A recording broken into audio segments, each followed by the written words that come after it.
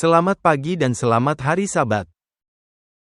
Senang melihat Anda semua berpakaian rapi. Anda terlihat begitu elegan, dan para wanita terlihat cantik. Pagi ini kita akan belajar, kita akan mulai mempelajari sangkakala ke-6. Namun, sebelum kita mempelajari sangkakala ke-6, kita perlu membahas beberapa hal yang bersifat struktural. Urutan peristiwa-peristiwa yang kita temukan. Tidak hanya dalam sangkakala, tetapi juga dalam Wahyu 8 sampai Wahyu 15. Tetapi sebelum kita membahasnya, kita perlu memohon tuntunan Tuhan dalam pelajaran kita hari ini. Jadi, marilah kita berdoa. Bapa di surga, terima kasih untuk peristirahatan malam yang indah. Terima kasih karena kami dapat menikmati seluruh hari peristirahatan Sabat ini. Dan bersekutu bersama dan menyembah Engkau. Kami mohon saat kami mempelajari pelajaran ini, Roh Kudus-Mu akan menyertai kami. Untuk memberikan pengertian kepada kami. Karena kami tahu bahwa kitab Daniel mengatakan bahwa pada akhir zaman orang bijak akan mengerti dan kami menginginkan hikmat-Mu. Jadi kami memohon kehadiran-Mu, di dalam nama Yesus yang mulia. Amin. Baiklah, mari kita tinjau kembali sangkakala. Apakah sangkakala yang pertama? Peristiwa apa? Kehancuran Yerusalem pada tahun 70 Masehi. Apa sangkakala yang kedua? Ini adalah kejatuhan kekaisaran Romawi oleh invasi barbar. Apakah sangkakala ketiga? Sangkakala ketiga adalah ketika kemurtadan mulai merayap masuk ke dalam gereja pada zaman Konstantin. Apakah sangkakala keempat itu? Sangkakala keempat adalah periode 1260 tahun kekuasaan kepausan. Di mana matahari, bulan, dan bintang-bintang, Kristus, kitab suci, dan umat Allah tertutupi. Apakah yang dilambangkan oleh sangkakala yang kelima? Sangkakala kelima melambangkan revolusi Prancis. Sekarang saya akan melompati sangkakala ke-6 dan saya akan melampaui sangkakala ke-6. Apa yang terjadi tepat sebelum sangkakala ke-7 berbunyi? Masa percobaan berakhir, bukan? Dan kemudian ada masa kesusahan, dan setelah masa kesusahan, umat Allah dilepaskan, yaitu apa? Ditiupnya sangkakala yang ke-7. Jadi mengapa saya melompat? Untuk alasan yang sangat sederhana. Jika sangkakala kelima adalah revolusi Prancis. Dan ketika sangkakala ke-7 akan berbunyi. Sebelum sangkakala ke-7, di manakah kita menempatkan sangkakala ke-6? Itu harus terjadi antara revolusi Prancis antara tahun 1798 dan kapan? Dan tepat sebelum masa percobaan ditutup. Apakah Anda memahami atau tidak? Ini sangat penting, kronologinya sangat penting, urutan kejadiannya sangat penting. Jadi jelas sekali berdasarkan urutan yang telah kita pelajari. Sangkakala ke-6 terjadi di antara saat sangkakala kelima ditiup, yaitu revolusi Prancis. Dan puncaknya adalah penahanan Paus pada tahun 1798. Dan ketika sangkakala ke-7 akan dibunyikan, yang merupakan akhir dari masa percobaan. Jadi, peristiwa sangkakala ke-6 adalah dari tahun 1798 sampai akhir masa percobaan. Apakah itu saat buku kecil itu dibuka? Ya. Sekarang mari kita lihat ini sedikit lebih detail. Saya telah memberikan sebuah kertas. Dan saya memberikannya kepada Eileen untuk membersihkannya sehingga Anda memiliki salinan yang lebih baik. Tetapi ini adalah hal yang dilakukan di menit-menit terakhir, Eileen, agar orang-orang tidak perlu mencoret-coret catatan. Dan kita menghabiskan lebih banyak waktu dari yang seharusnya. Jadi perhatikan selebaran yang saya berikan kepada Anda pagi ini. Wahyu pasal 8 dan ayat 12. Wahyu 8 dan ayat 12 memberitahukan kepada kita, lalu malaikat yang keempat meniup sangkakalanya dan terpukullah sepertiga dari matahari. Dan sepertiga dari bulan dan sepertiga dari bintang-bintang, sehingga sepertiga daripadanya menjadi gelap, dan sepertiga dari siang hari tidak terang dan demikian juga malam hari. Jadi, inilah sangkakala keempat, yaitu periode kekuasaan kepausan. Dan kemudian di ayat 13 ada pengumuman tentang 3 celaka. Di sana tertulis, lalu aku melihat, aku mendengar seekor burung ngasar terbang di tengah langit. Dan berkata dengan suara nyaring, celaka, celaka, celakalah mereka yang diam di atas bumi. Oleh karena bunyi sangkakala ketiga malaikat lain, yang masih akan meniup sangkakalanya. Jadi 3 celaka itu apa? Itu adalah 3 sangkakala terakhir, yaitu sangkakala nomor 5, 6, dan 7. Apakah itu jelas? Jadi sangkakala 5, 6, dan 7 adalah 3 celaka. Dan tentu saja terjadi setelah sangkakala keempat yang merupakan periode yang mana? Periode supremasi kepausan. Dan kemudian dalam Wahyu 9 ayat 1-11, ada sangkakala yang kelima. Apakah yang dilambangkan oleh sangkakala yang kelima? Revolusi Prancis. Celaka yang mana itu? Itu adalah celaka yang pertama. Bagaimana kita bisa tahu? Karena dalam pasal 9 dan ayat 12 ketika sangkakala itu berakhir, ketika sangkakala kelima berbunyi. Dikatakan, celaka yang pertama sudah lewat. Sekarang akan menyusul dua celaka lagi. Apakah Anda memahami? Jadi Wahyu 9 ayat 1-11, sangkakala kelima, revolusi Prancis adalah celaka pertama. Lalu di Wahyu 9 ayat 13-21. Itu adalah ayat-ayat berikutnya, Anda memiliki sangkakala yang mana? Sangkakala ke-6, dan kita akan melihat bahwa sangkakala ke-6 menggambarkan berkumpulnya orang-orang jahat untuk menyerang umat Allah di akhir zaman. Dan kemudian dalam Wahyu pasal 10 ayat 1 sampai Wahyu 11 ayat 1, Anda melihat pengumpulan apa? Ada pengumpulan orang-orang benar, itulah episode kitab kecil. Apakah Anda memahami atau tidak? Jadi sangkakala ke-6 adalah berkumpulnya orang-orang jahat untuk menghadapi krisis akhir zaman. Wahyu 10 ayat 1 sampai Wahyu 11 ayat 1 adalah pengumpulan orang-orang benar untuk menghadapi krisis akhir zaman. Jadi Wahyu 11 ayat 1 diakhiri dengan pengumpulan orang-orang benar, itu diakhiri dengan umat sisa, bukan? Sekarang Wahyu 11 ayat 2 dan 3 membawa kita kembali kemana? Kepada sangkakala yang keempat. Apakah Anda memahami saya? Karena di sini disebutkan tentang dua orang saksi yang akan bernubuat dengan kain kabung selama 1260 hari atau 42 bulan.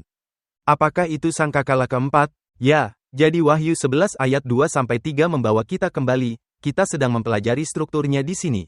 Jadi ini membawa kita kembali, dan kemudian apa yang kita temukan dalam Wahyu 11 ayat 7-10?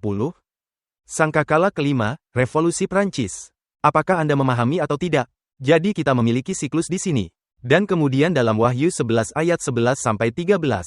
Apa yang terjadi dengan dua saksi yang terbunuh dalam revolusi Prancis? Sekarang mereka dibangkitkan.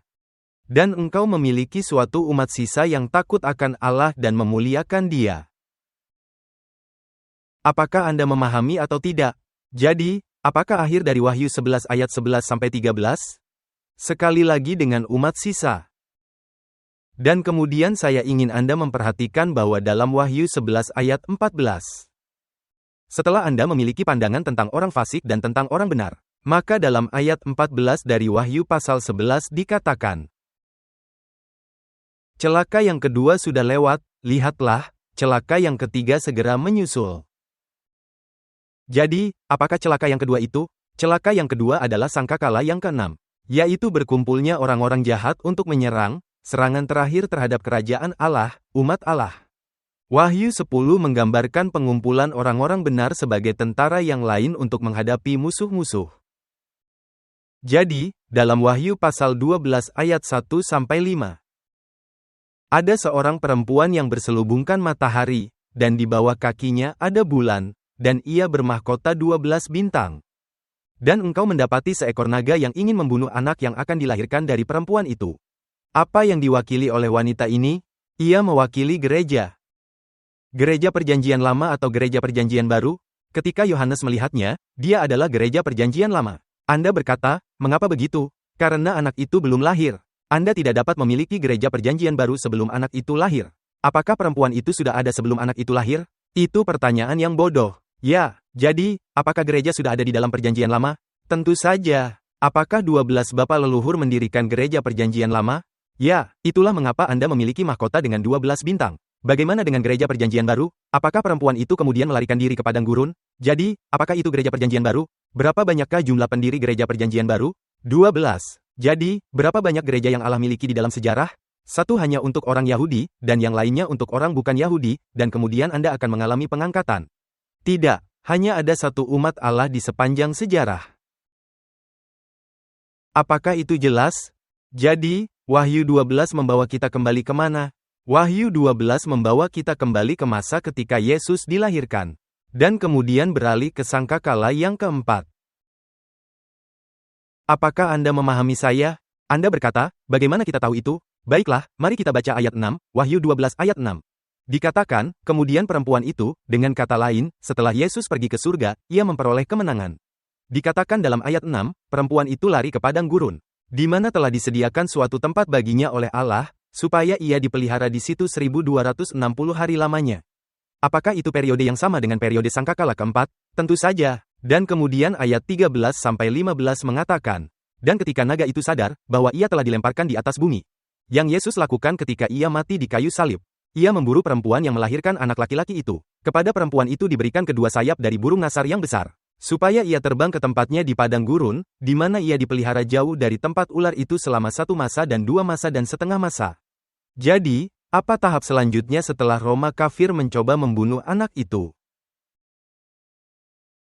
Tetapi anak itu lolos dan pergi ke tahta Allah.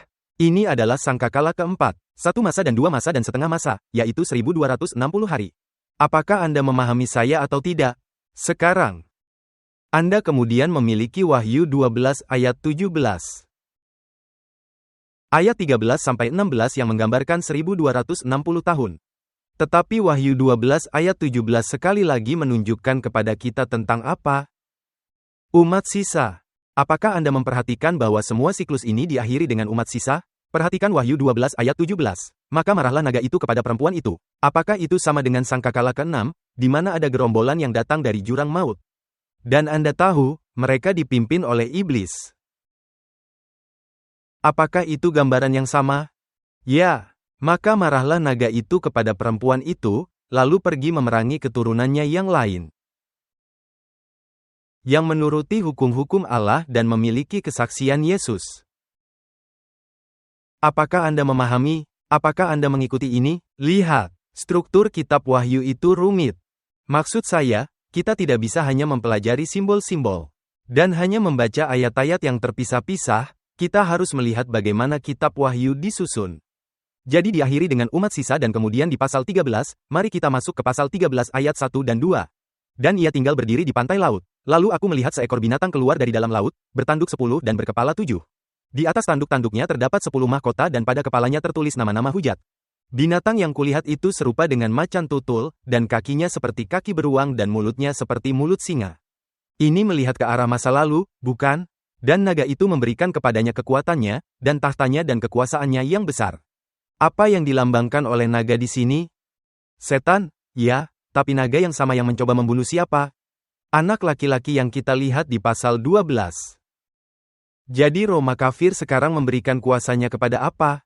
Kepada Roma kepausan. Dan kemudian di ayat 3-9, Anda memiliki sejarah yang sama tentang sangkakala yang keempat. Apakah ini masuk akal? Periode yang sama dari sangkakala keempat. Anda berkata, bagaimana kita tahu itu? Karena dalam Wahyu 13 ayat 5, dikatakan, dan kepada binatang itu diberikan mulut, yang penuh kesombongan dan hujat. Kepadanya diberikan juga kuasa untuk melakukannya, untuk berapa lama? 42 bulan lamanya. Jelas. Jadi, apakah itu sangkakala yang keempat? Ya, apa yang Anda harapkan sebagai sangkakala kelima? Apakah itu akan menjadi sangkakala berikutnya? Baiklah, mari kita baca ayat 10. Dikatakan dalam ayat 10, barang siapa ditentukan untuk ditawan, siapakah yang memimpin ke dalam penawanan? Binatang itu, bukan? Barang siapa ditentukan untuk ditawan, ia akan ditawan. Barang siapa ditentukan untuk dibunuh dengan pedang, ia harus dibunuh dengan pedang. Kita sebut apa itu? Luka yang mematikan. Siapa yang memberikan luka mematikan kepada kepausan? Perancis. Jadi, apakah itu sangkakala yang kelima? Ya, itu sangkakala yang kelima, bukan? Dan kemudian saya ingin Anda memperhatikan bahwa Anda memiliki gambaran tentang musuh-musuh di akhir zaman. Ada seekor binatang yang muncul dari bumi. Dan bertanduk dua seperti anak domba. Tetapi ia berbicara seperti seekor naga. Apakah itu terjadi pada periode sangkakala ke-6? Ya atau tidak? Bagaimana kita bisa tahu? Karena kita baru saja membaca di ayat 10 tentang sangkakala yang kelima, yaitu luka yang mematikan. Jadi, ini menggambarkan apa yang terjadi pada saat sangkakala ke-6. Dan kemudian saya ingin Anda memperhatikan, setelah itu menggambarkan orang-orang jahat yang akan mencoba menghancurkan umat Allah pada dasarnya. Apa yang Anda dapatkan selanjutnya dalam Wahyu 14 ayat 1-5? Ngomong-ngomong, Wahyu 14 ayat 1-5 termasuk dalam pasal 13. Ini adalah klimaks dari pasal 13. Anda berkata, bagaimana kita tahu itu? Ya, karena ketika pasal 13 berakhir, Anda menemukan bahwa binatang dari bumi ini melarang jual beli. Dia memberikan tanda binatang itu, dia membunuh mereka yang tidak menyembah patung itu. Dan ketika pasal 13 berakhir, Anda berkata, adakah orang yang setia? Apakah semua orang mengikuti binatang itu dan menerima tandanya? Apakah jawaban dari pasal 14? Apakah akan ada satu kelompok yang menang? Ya. Itu adalah kelompok apa? Jumlahnya 144.000 orang. Jadi, apakah seluruh siklus ini berakhir dengan umat sisa? Tentu saja. Dan kemudian, kita masuk ke siklus berikutnya, Wahyu 14 ayat 6-12. Wahyu 14 ayat 6-12 membawa Anda kembali ke masa lalu. Ketika pekabaran ketiga malaikat diberitakan untuk mengumpulkan umat Allah di sisi Allah. Apakah Anda memahami saya? Tujuan dari ketiga malaikat itu adalah untuk mengumpulkan sebanyak mungkin orang di dunia ini di sisi Allah. Sangkakala apakah itu? Pasal 14 dimulai dengan sangkakala yang ke-6. Benar. Kita baru saja melihat gambaran orang fasik, sekarang ada gambaran orang benar. Jadi, ada sangkakala ke-6, pengumpulan orang-orang benar untuk pertempuran terakhir. Dan kemudian dalam Wahyu 14 ayat 14-19, apa yang Anda dapatkan? Engkau mendapati penutupan masa percobaan. Anda berkata, apa maksud Anda dengan akhir masa percobaan? Yesus terlihat duduk di atas awan dengan sabit di tangannya, dan apa yang akan ia lakukan? Ia akan menuai bumi. Jadi pertama-tama, ia menuai orang benar. Dan kemudian ia menuai apa? Orang jahat dan ia melemparkan mereka kemana? Ke tempat pemerasan anggur. Jadi, apakah ini berbicara tentang pekerjaan pemisahan, penghakiman? Pada sangkakala yang manakah penghakiman itu terjadi? Itu terjadi pada saat sangkakala ke-6. Jadi, setelah setiap orang dibagi ke dalam dua kelompok, apa yang terjadi? Masa percobaan ditutup. Benar. Kemudian ayat 20 memiliki detail yang sangat menarik. Wahyu 14 ayat 20. Setelah pemisahan yang kita temukan dalam ayat 17-19. Ada penuaian orang-orang benar. Dan ada penuaian orang-orang jahat, dan orang-orang jahat dilemparkan ke dalam kilangan anggur. Ada ayat yang sangat aneh, ayat 20. Dan pemerasan anggur, siapakah yang ada di dalam pemerasan anggur itu? Orang fasik, bukan? Dan buah-buah anggur itu dikilang di luar kota. Kota yang mana? Yerusalem. Yerusalem yang manakah ini? Yerusalem baru surgawi? Tidak. Kita sudah mempelajari ini kemarin. Apakah Yerusalem, sebelum kedatangan Kristus yang kedua kali? Itu adalah gereja. Demikianlah dikatakan, dan buah-buah anggur itu dikilang di luar kota. Apa yang sedang dilakukan orang-orang jahat di luar kota? Mereka datang ke sana untuk berlibur. Tidak. Untuk apa mereka datang? Mereka datang untuk membinasakan orang-orang yang ada di dalam kota. Tapi apa yang terjadi ketika mereka akan melakukan itu? Dikatakan, dan dari kilangan itu mengalir darah. Ini adalah bahasa simbolis. Mengapa darah keluar? Karena buah anggur akan diapakan? Diinjak-injak. Kita akan sampai pada ayat lain sebentar lagi. Dan dikatakan, dan dari kilangan itu mengalir darah, tingginya sampai ke kekang kuda dan jauhnya 200 mil. Jadi, di sini ada kuda yang menginjak-injak apa? Menginjak-injak pemerasan anggur, yang melambangkan bahwa mereka menginjak-injak siapa? Pada orang fasik. Peristiwa apakah yang sedang dijelaskan di sini? Kedatangan Kristus yang kedua kali. Apakah itu benar? Baiklah, mari kita masuk ke Wahyu 19. Sangkakala apakah ini? Tidak. Kapankah Yesus datang untuk mengambil alih kerajaan, untuk membinasakan orang jahat dan menyelamatkan umatnya? Pada saat sangkakala yang ketujuh. Benar. Perhatikan Wahyu pasal 19 ayat 11. Sekarang kita akan mencari tahu apakah kuda-kuda itu dan mengapa jubah Yesus berlumuran darah. Ayat 11 berkata, lalu aku melihat sorga terbuka, sesungguhnya, ada seekor kuda putih. Dan ia yang menungganginya bernama, yang setia dan yang benar, ia menghakimi dan berperang dengan adil. Siapakah dia yang duduk di atas kuda itu? Itu adalah Yesus. Peristiwa apakah yang sedang digambarkan di sini? Sangkakala yang ketujuh, yaitu apa? Kedatangan Kristus yang kedua kali. Ia datang untuk mengambil alih kerajaan. Ayat 12. Dan matanya bagaikan nyala api dan di atas kepalanya terdapat banyak mahkota. Dan padanya ada tertulis suatu nama yang tidak diketahui seorang pun, kecuali ia sendiri. Dan ia memakai jubah yang telah dicelup dalam darah. Mengapa jubahnya dicelupkan ke dalam darah? Kita harus kembali ke Yesaya 63 di mana Yesus berkata, "Aku seorang dirilah yang melakukan pengirikan, dan dari antara umatku tidak ada yang menemani aku." Ia berbicara tentang menginjak tempat pemerasan anggur yang melambangkan menginjak orang jahat. Apa yang ingin dilakukan oleh orang-orang jahat pada saat ini? Mereka ingin membinasakan umat Kristus. Jadi sekarang Yesus datang dengan menunggang kuda putih, pakaiannya berlumuran darah. Karena ia datang untuk menginjak-injak tempat pemerasan anggur, dan ngomong-ngomong, tahukah Anda gambaran apa yang ada di sini?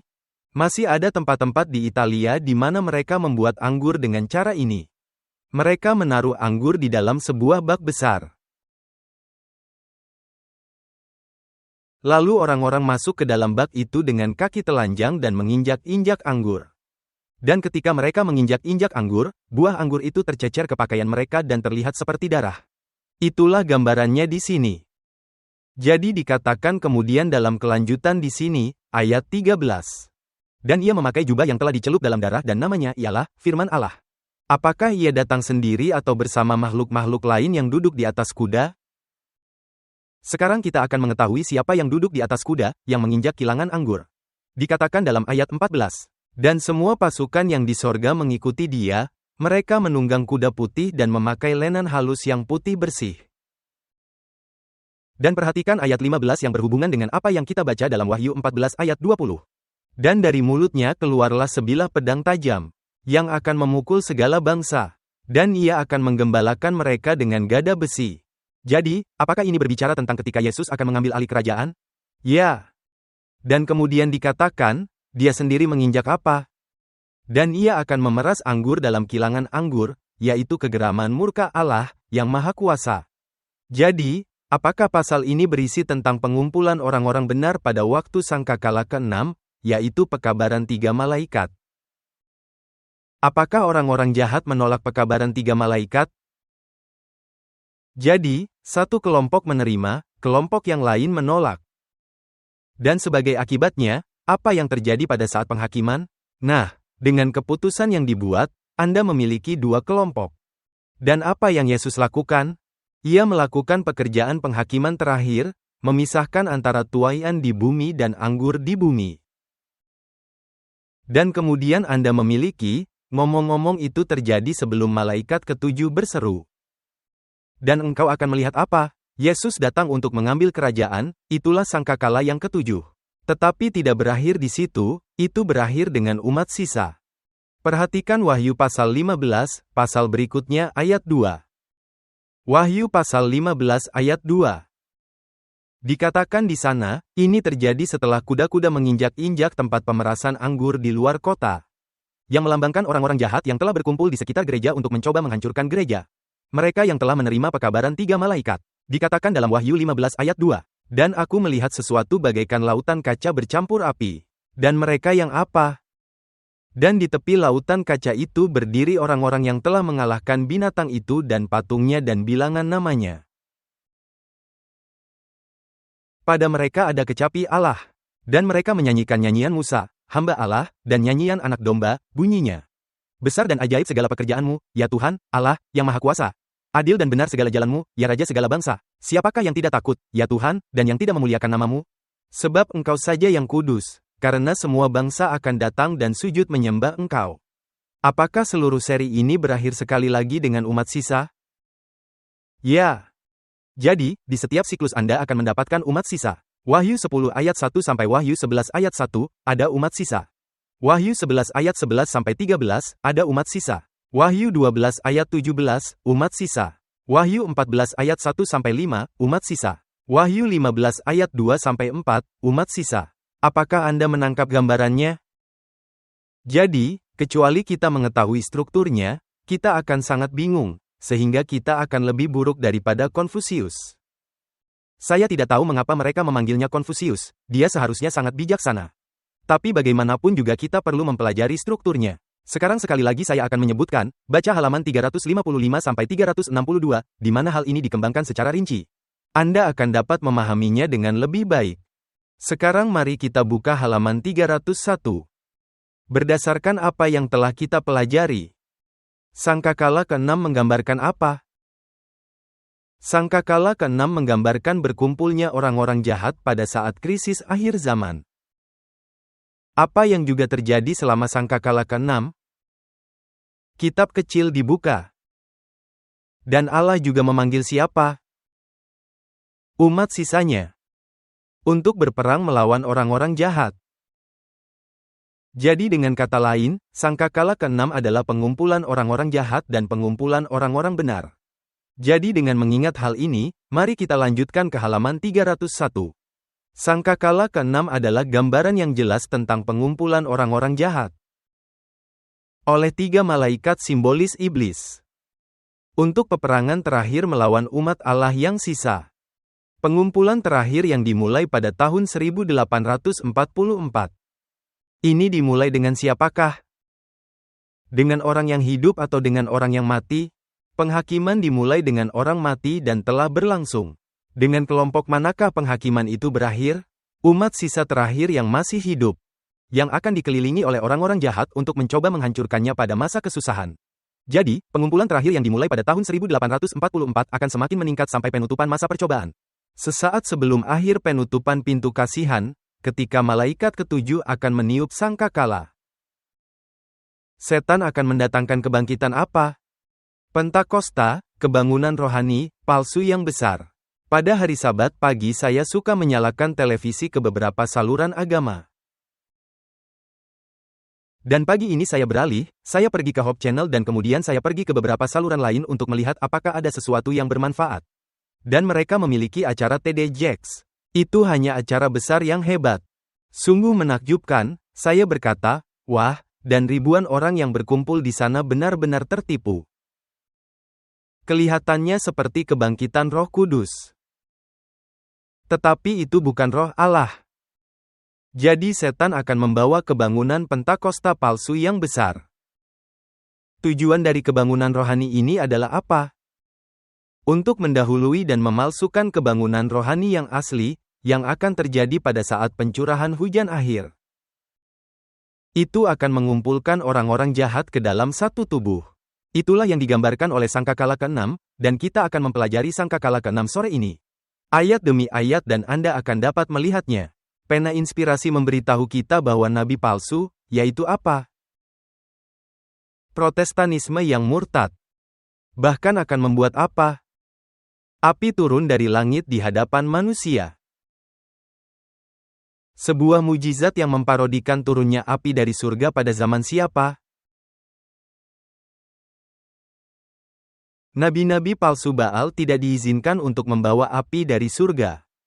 Tetapi Elia palsu di akhir zaman ini akan membawa api dari surga. Itu akan menjadi pemalsuan yang jauh lebih besar. Itu juga merupakan manifestasi dari lidah-lidah api yang turun pada hari apa? Pentakosta, dengan kata lain Pentakosta palsu. Pengumpulan orang-orang jahat pada saat sangkakala ke-6 semakin diperkuat, dan kita baru saja membahas hal ini di Wahyu 12 ayat 17. Naga itu bagaimana? Marah kepada perempuan itu. Wahyu 13 ayat 11-18. Nabi palsu menganiaya umat Allah.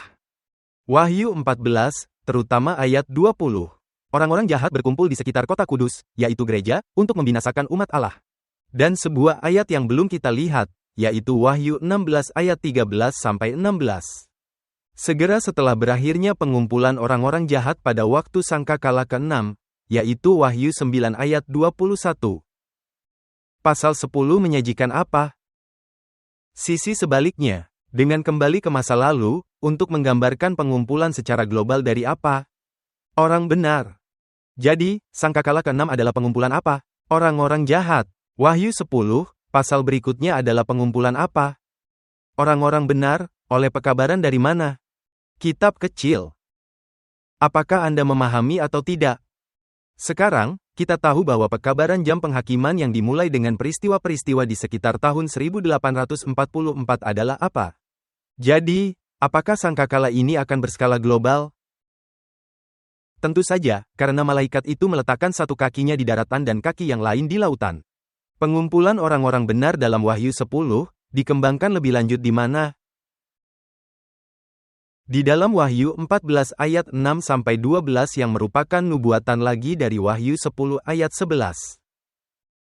Di tengah-tengah kebangunan rohani palsu iblis, Allah akan mendatangkan apa? Kebangunan rohani primitif di antara umatnya. Kebangunan rohani manakah yang akan terjadi terlebih dahulu, kebangunan rohani orang fasik atau kebangunan rohani orang benar?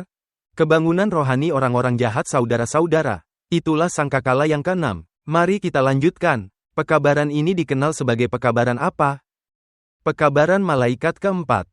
Yang membawa seruan keras akhir zaman, kebangunan Roh Kudus kepada umat Allah yang sisa. Pengumpulan orang benar dan orang jahat kemudian digambarkan lebih lanjut dalam peristiwa penuaian di Wahyu 14 ayat 14-20. Ingatkah Anda bahwa kita telah membicarakan tentang pemisahan antara tuaian di bumi dari buah anggur? Sekarang mari kita lihat struktur dari Wahyu 9 ayat 13 sampai Wahyu 14 ayat 20. Wahyu 9 ayat 13 sampai 21 adalah sangkakala yang keenam. Apa yang digambarkan di dalamnya? Pengumpulan orang-orang jahat dari tahun 1844 sampai akhir masa percobaan. Apakah yang dijelaskan oleh Wahyu 10 ayat 1 sampai Wahyu 11 ayat 1?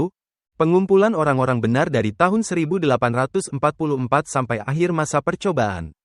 Kemudian Wahyu 12 ayat 17 dan Wahyu 13 ayat 11 sampai 18, apa yang digambarkan di dalamnya? Pengumpulan orang-orang jahat sebelum akhir masa percobaan. Setan marah kepada perempuan itu dan pergi berperang dengan perempuan itu, Wahyu 12 ayat 17 dan perang itu diperkuat di mana? Dalam Wahyu 13, binatang buas yang bangkit dari bumi. Dan kemudian dalam Wahyu 4 ayat 6 sampai 12, Anda akan melihat pengumpulan apa? Orang-orang benar sebelum akhir masa percobaan, yaitu mereka yang menerima pekabaran 3 malaikat. Kemudian dalam Wahyu 14 ayat 14 sampai 20. Orang benar dan orang jahat telah apa? Dikumpulkan di dalam dan di luar kota simbolis, Yerusalem rohani. Apakah Anda memahami? Sekarang mari kita lihat apa yang dikatakan Ellen White tentang kedua pertemuan tersebut. Dalam buku The Great Controversy halaman 464, Ellen White menulis, walaupun kemerosotan iman dan kesalehan merajalela, masih terdapat pengikut-pengikut Kristus yang benar di dalam gereja itu. Dia berbicara tentang gereja-gereja Protestan khususnya, sebelum penghakiman Allah yang terakhir atas dunia ini. Di antara umat Tuhan akan ada kebangunan rohani seperti yang belum pernah disaksikan sebelumnya, sejak zaman rasul-rasul.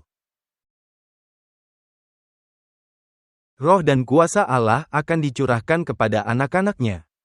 Pada waktu itu banyak yang akan memisahkan diri mereka dari gereja-gereja, di mana kasih kepada dunia ini telah menggantikan kasih kepada Allah dan kasih kepada firman-Nya. Ngomong-ngomong, apakah pekabaran malaikat yang keempat berhubungan dengan 3 pekabaran yang pertama? Ya, apa yang dilakukannya adalah memberikan dorongan pada 3 yang pertama. Ini seperti 3 yang pertama seperti ditunda. Dan kemudian Anda memiliki kabel penguat.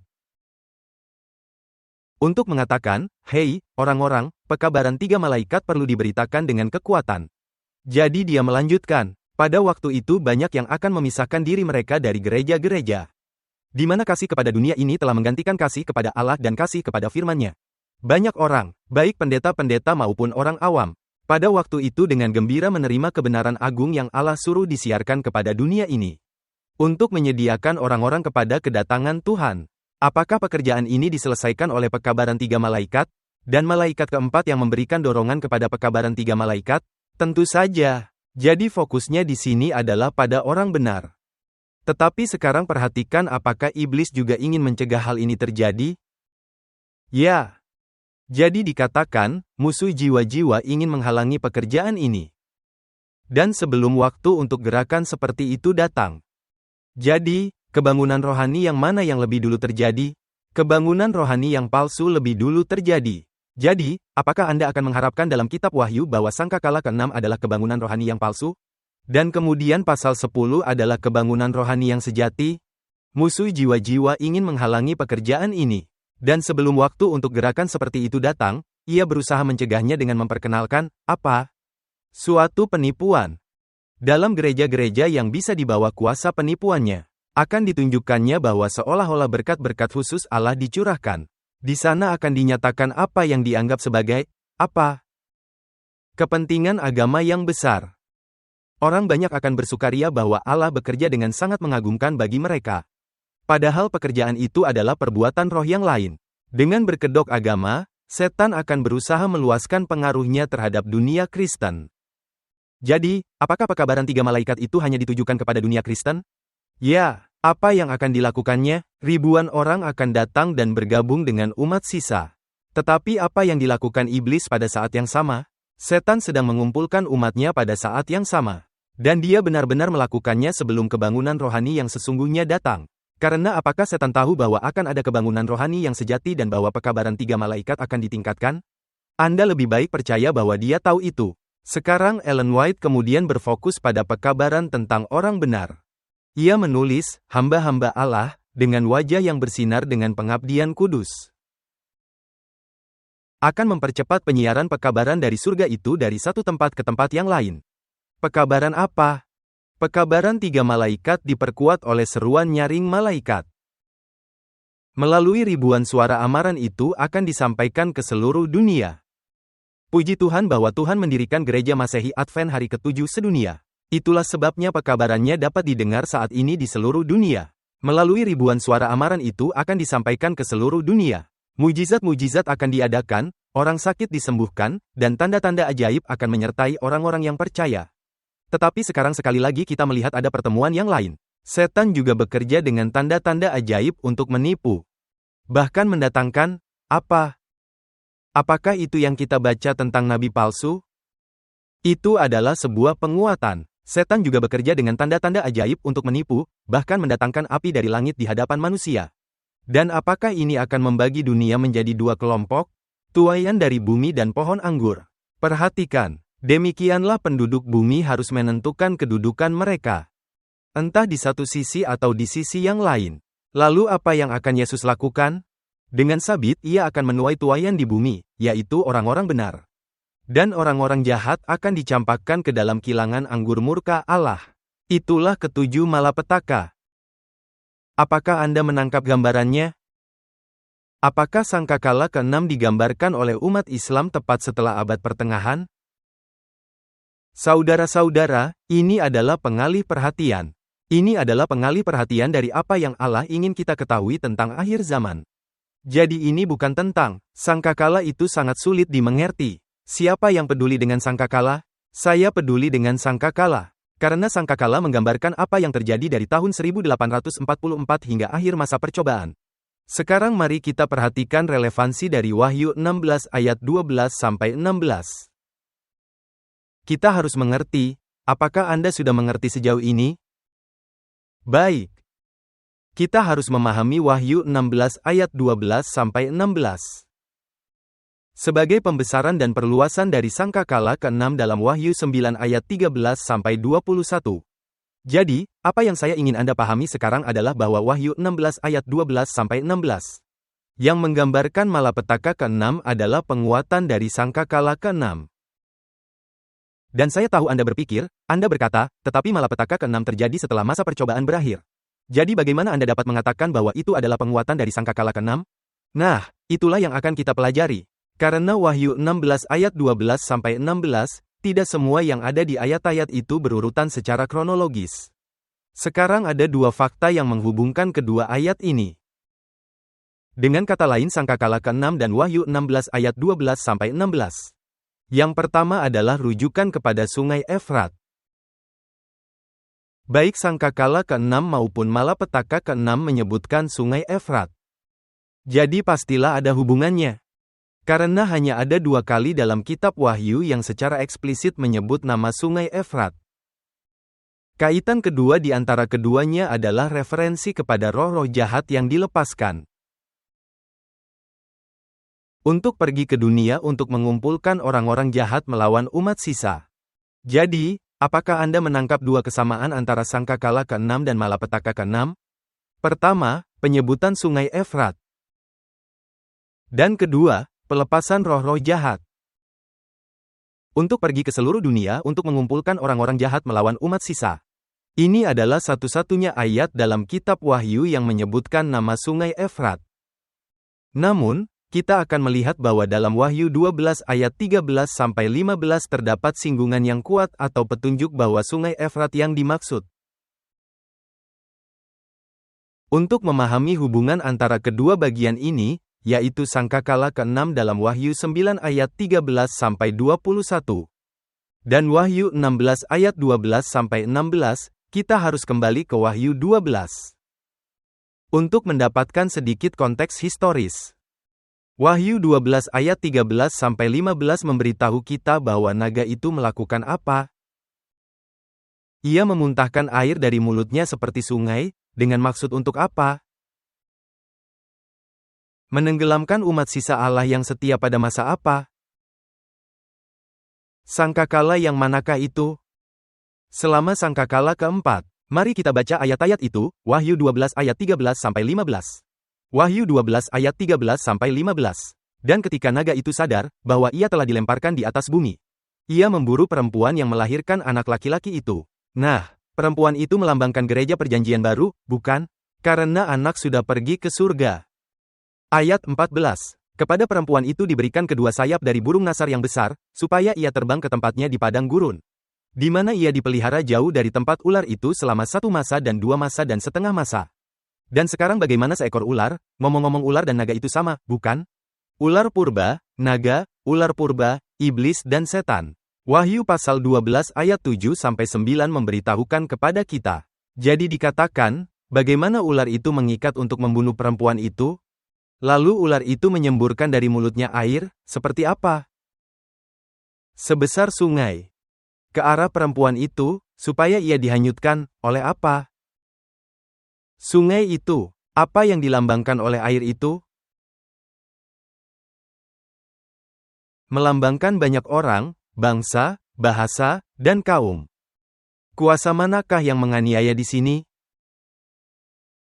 Setan, dia adalah naga, tetapi alat apa yang dia gunakan? Kepausan. Anda berkata, bagaimana kita tahu itu? Karena di sini disebutkan 1 masa dan 2 masa dan setengah masa. Apakah Anda memahami saya atau tidak?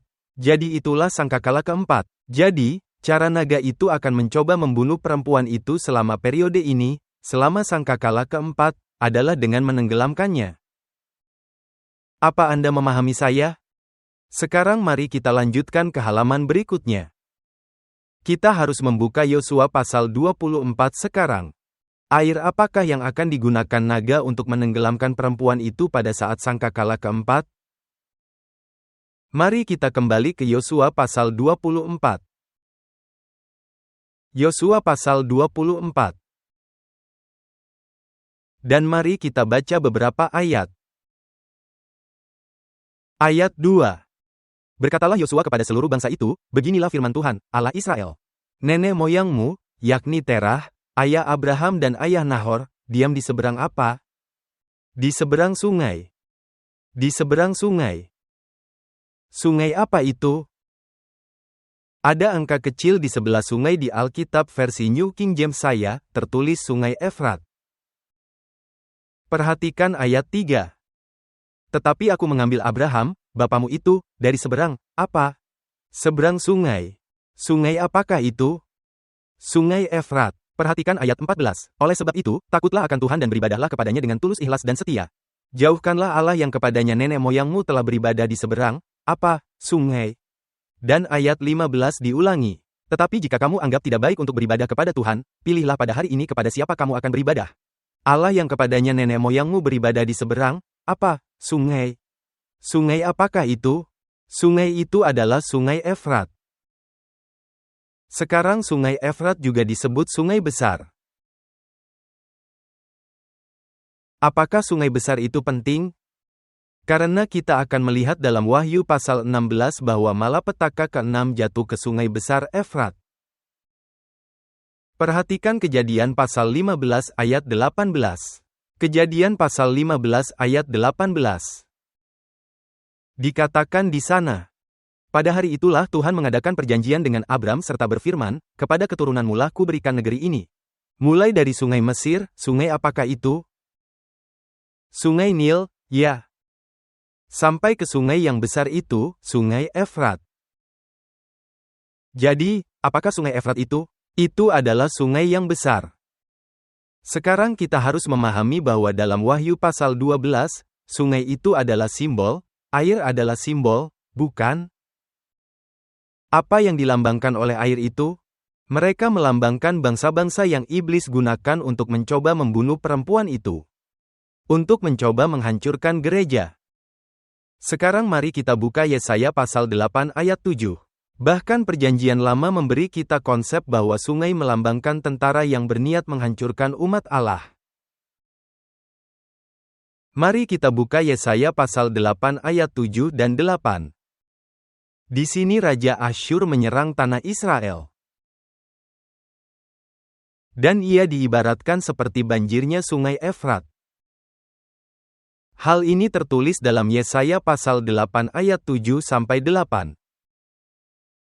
Sebab itu, ini adalah Sanherib, Raja Asyur, yang sekarang sedang menyerang tanah suci. Dan dia datang ke kota Yerusalem dan airnya meluap-luap sampai ke dalam kota, secara simbolis. Dikatakan, sebab itu, sesungguhnya, Tuhan akan membuat air, apa? Sungai, yang mana? Sungai Efrat yang kuat dan besar. Apa yang dimaksud dengan air yang kuat dan besar dari sungai Efrat? Raja Asyur dan segala kemuliaannya. Jadi, apa yang dilambangkan oleh air? Raja Asyur dan pasukannya. Dia akan naik melalui semua salurannya. Dengan apakah dia dibandingkan? Sungai yang sedang banjir. Air ini akan meluap melampaui segenap salurannya dan akan mengalir melampaui segenap tebingnya. Serta menerobos masuk ke Yehuda, ibarat banjir yang meluap-luap hingga sampai ke leher. Saat air mencapai leher, kalian hampir tenggelam.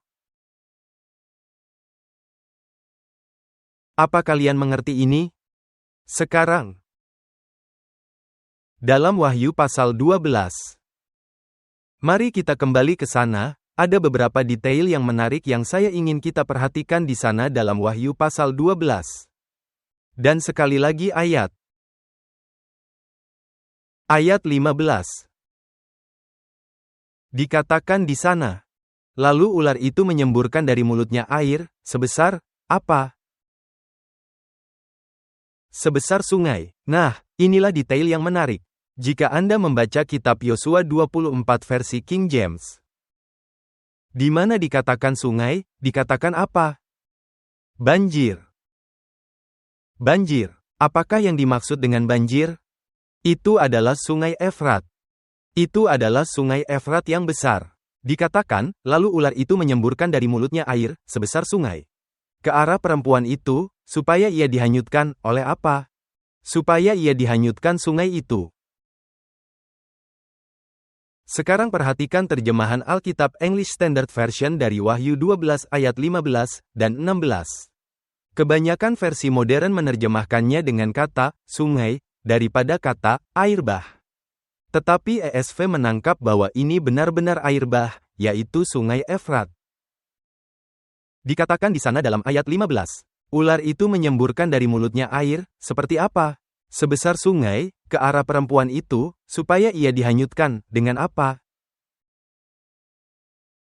Dengan banjir. Kebetulan kata sungai yang digunakan di sini, kata banjir yang digunakan di sini yaitu kata sungai. Adalah kata yang sama dengan yang digunakan dalam perumpamaan tentang orang yang bijaksana dan orang yang bodoh. Jadi, apa yang terjadi dengan orang yang bodoh itu? Dikatakan bahwa air bah akan datang. Kata sungai yang sama di sini. Jadi ini berbicara tentang Wahyu 12 berbicara tentang meluapnya sungai yang mana?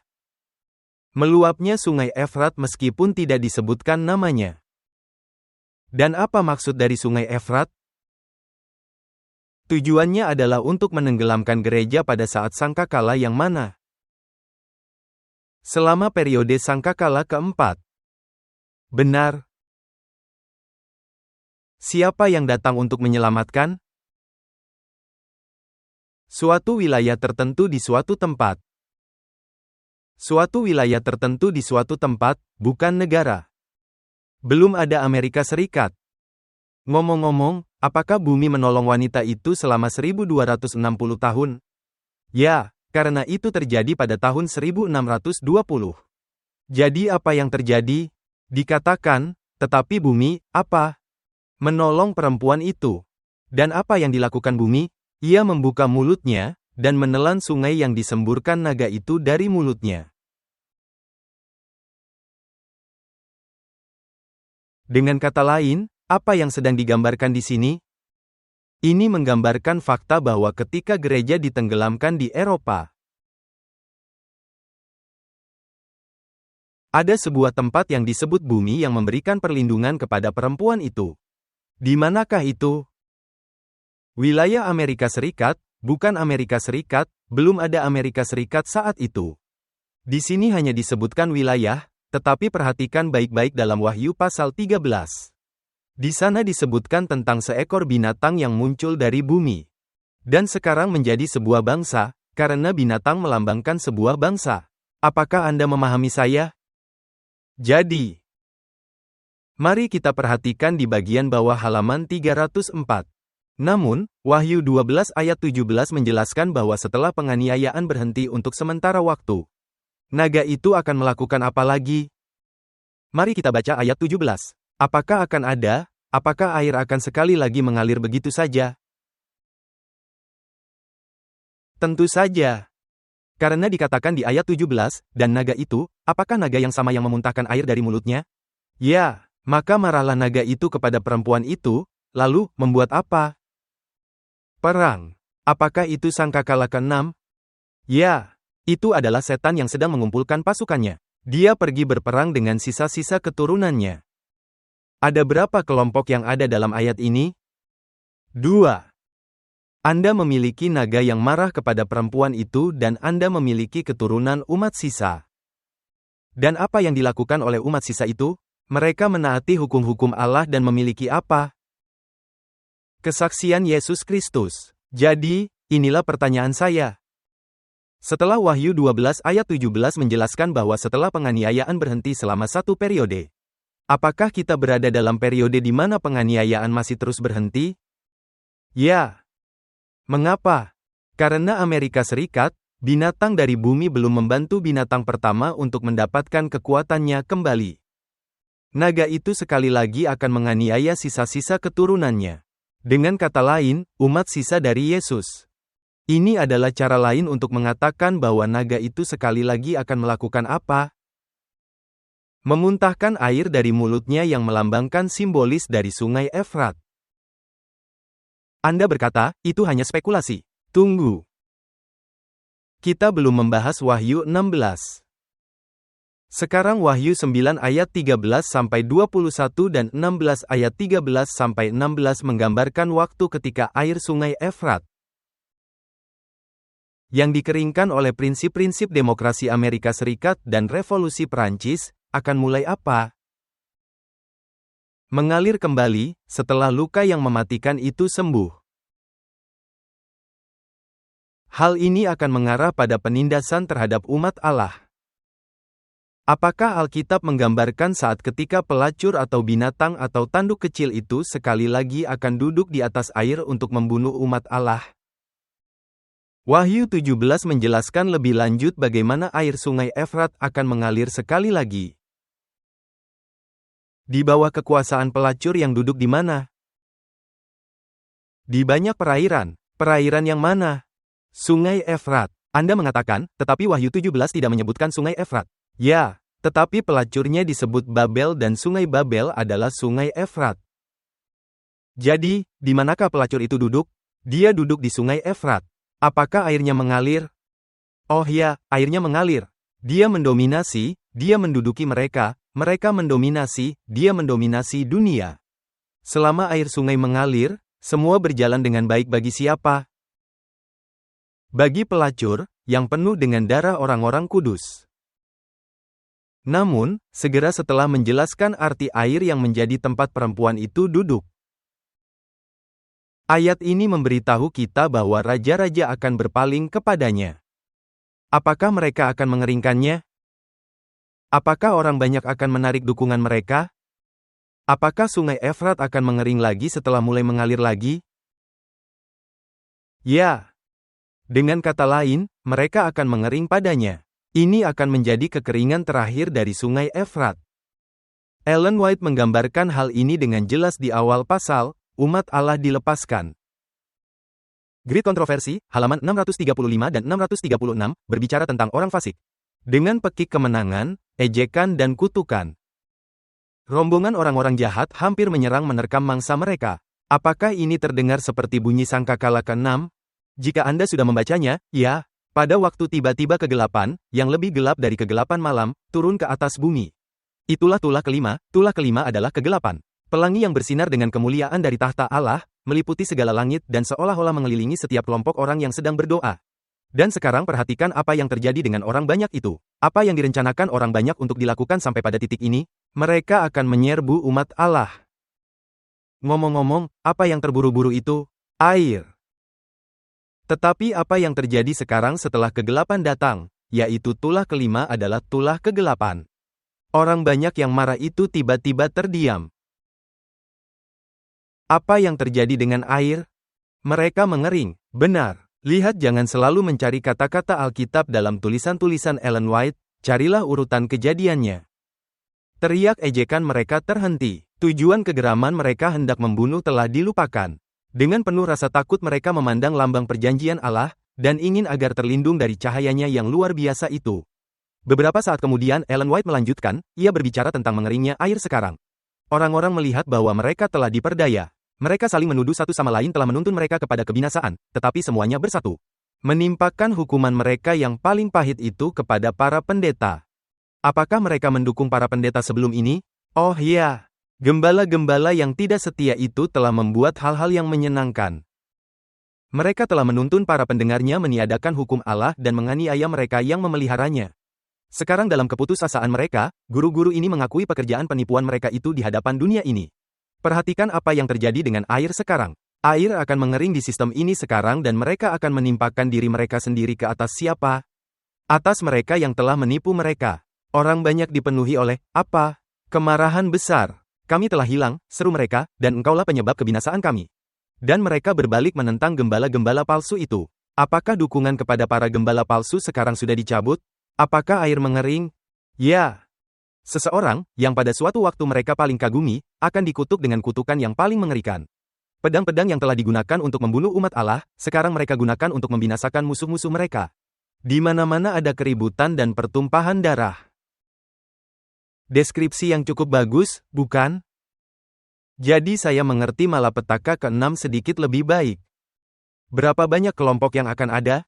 2, orang benar dan orang jahat.